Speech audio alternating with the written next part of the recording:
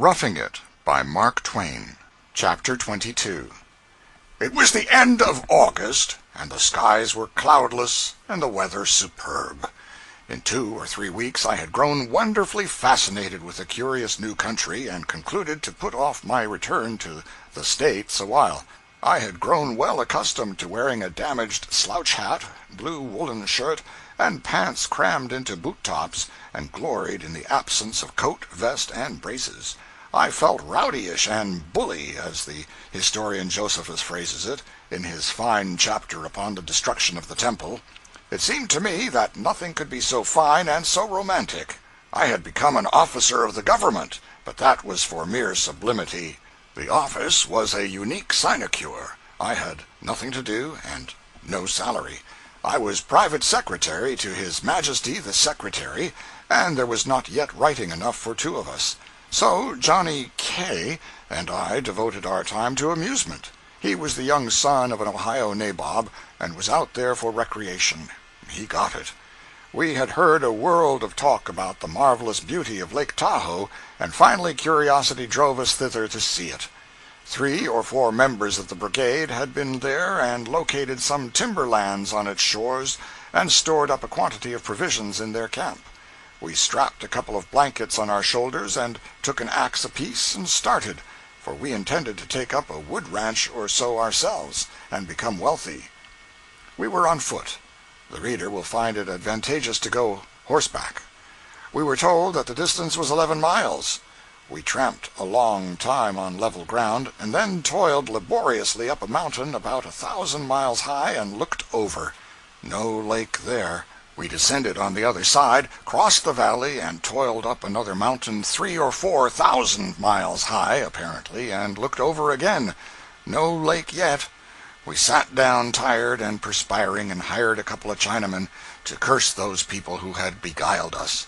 Thus refreshed, we presently resumed the march with renewed vigor and determination. We plodded on 2 or 3 hours longer, and at last the lake burst upon us. A noble sheet of blue water lifted 6,300 feet above the level of the sea, and walled in by a rim of snow-clad mountain peaks that towered aloft full 3,000 feet higher still. It was a vast oval, and one would have to use up 80 or 100 good miles in traveling around it. As it lay there, with the shadows of the mountains brilliantly photographed upon its still surface, I thought it must surely be the fairest picture the whole earth affords. We found the small skiff belonging to the brigade boys, and without loss of time set out across a deep bend of the lake toward the landmarks that signified the locality of the camp. I got Johnny to row, not because I mind exertion myself, but because it makes me sick to ride backwards when I am at work. But I steered. A 3-mile pull brought us to the camp just as the night fell, and we stepped ashore very tired and wolfishly hungry. In a cache among the rocks we found the provisions and the cooking utensils, and then, all fatigued as I was, I sat down on a boulder and superintended while Johnny gathered wood and cooked supper. Many a man who had gone through what I had would have wanted to rest. It was a delicious supper: hot bread, fried bacon, and black coffee. It was a delicious solitude we were in, too. 3 miles away was a sawmill and some workmen, but there were not 15 other human beings throughout the wide circumference of the lake. As the darkness closed down and the stars came out and spangled the great mirror with jewels, we smoked meditatively in the solemn hush, and forgot our troubles and our pains. In due time we spread our blankets in the warm sand between 2 large boulders, and soon fell asleep, careless of the procession of ants that passed in through rents in our clothing and explored our persons. Nothing could disturb the sleep that fettered us, for it had been fairly earned, and if our consciences had any sins on them, they had to adjourn court for that night, anyway. The wind rose just as we were losing consciousness, and we were lulled to sleep by the beating of the surf upon the shore. It is always very cold on that lake shore in the night, but we had plenty of blankets and were warm enough.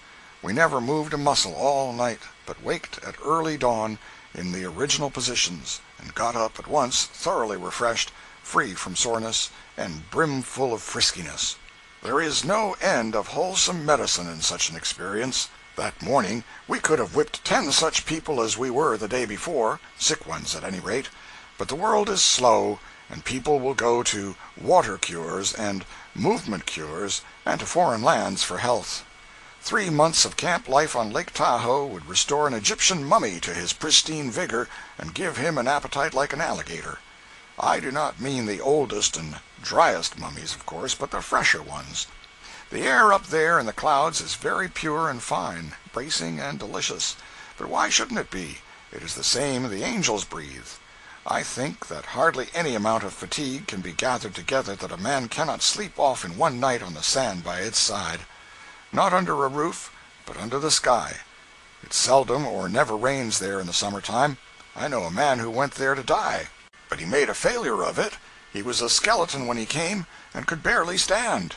He had no appetite, and did nothing but read tracts and reflect on the future. 3 months later he was sleeping out of doors regularly, eating all he could hold 3 times a day, and chasing game over mountains 3,000 feet high for recreation. And he was a skeleton no longer, but weighed part of a ton. This is no fancy sketch, but the truth. His disease was consumption. I confidently commend his experience to other skeletons. I superintended again, and as soon as we had eaten breakfast we got in the boat and skirted along the lake shore about 3 miles and disembarked. We liked the appearance of the place, and so we claimed some 300 acres of it and stuck our notices on a tree. It was yellow pine timberland, a dense forest of trees 100 feet high and from 1 to 5 feet through at the butt. It was necessary to fence our property or we could not hold it. That is to say, it was necessary to cut down trees here and there and make them fall in such a way as to form a sort of enclosure with pretty wide gaps in it. We cut down 3 trees apiece, and found it such heartbreaking work that we decided to rest our case on those. If they held the property, well and good. If they didn't, let the property spill out through the gaps and go. It was no use to work ourselves to death merely to save a few acres of land.